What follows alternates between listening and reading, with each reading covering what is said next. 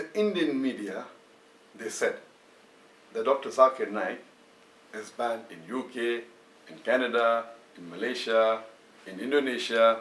Some reports said he's banned in 3 countries, some reports said he's banned in 5 countries, some said 7 countries, some said several countries. The fact is that technically and officially, I am only banned in 1 country, that is UK. And we'll come to it later on. There's no other country that I am aware of where I got an official letter or information that I have been banned to enter that country. There are news that I am banned in Malaysia. In fact, hardly 3 years back, in November 2013, I got the Toko Mahalijri Award, which is the highest award in Malaysia given by the King of Malaysia and the Prime Minister of Malaysia. Imagine the intelligence of Malaysia, but natural, they made us sing my records and then gave this award to me. So, and I was just there in Malaysia in the month of April, hardly 3 months back. And there I met the Prime Minister, the Deputy Prime Minister, the Home Minister, the Islamic Minister, the Sports Minister. In a span of about 4 days, I met about 15 ministers and chief ministers. Imagine, I'm banned in the country and I'm meeting the head of the country, I'm meeting the king, I'm meeting the Deputy Prime Minister. It is an irony. So this is what the media does. It picks up some information they get from hearsay, from some gossip, and they give it in headlines as though it's a gospel truth. Regarding my ban in UK, the only country which technically I am banned, and officially am banned, is UK.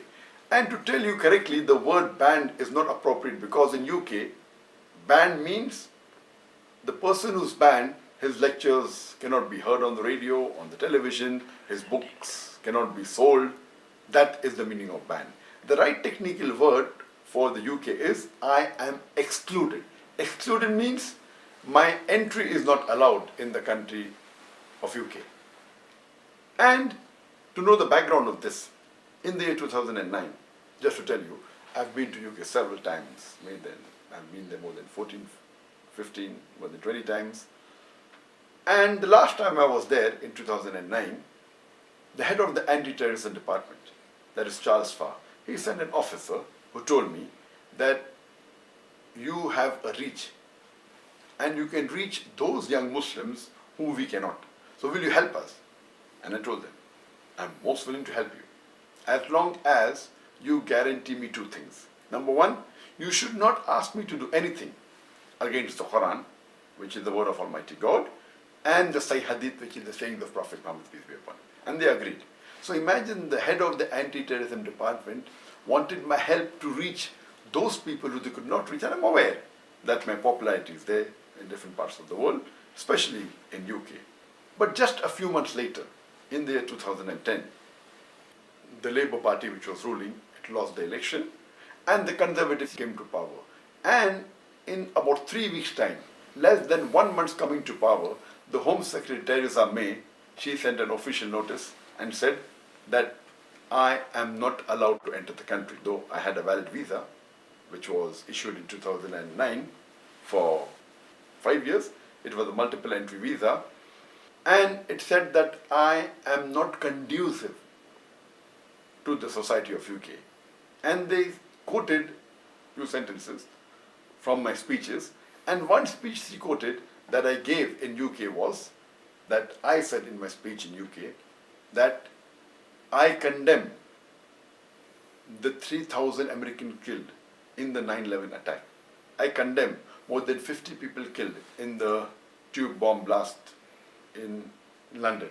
I condemn more than 180 people killed in Bombay in the serial train bomb blast. But I also condemn the thousands of innocent people killed in Afghanistan, in Iraq, and in Palestine.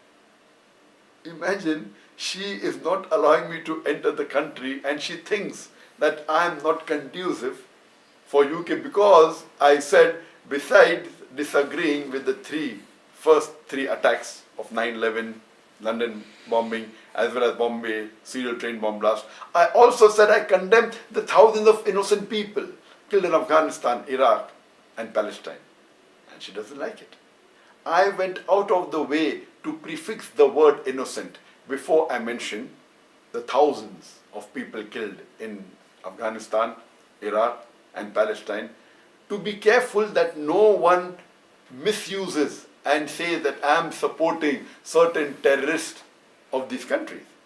When I used the word Americans, I didn't prefix the word innocent, neither for UK, neither for India. Even going out of the way, she officially writes a letter.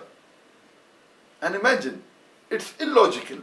No one in the right sense can ever agree that why am I not conducive when I'm condemning even the attack that took place in America, in London, in Bombay. Why do they don't like when I condemn the attack that took place in Afghanistan, Iraq, and Palestine? These are the double standards. So because of this, this letter said, I'm not allowed to enter. And normally, and technically, this is valid for 3 years. And that 2010 it was issued. So this letter was valid till 2013. So technically, I can apply for a visa for UK. As far as all the other countries in the world are concerned, I don't know of any other country in the world where I have been banned.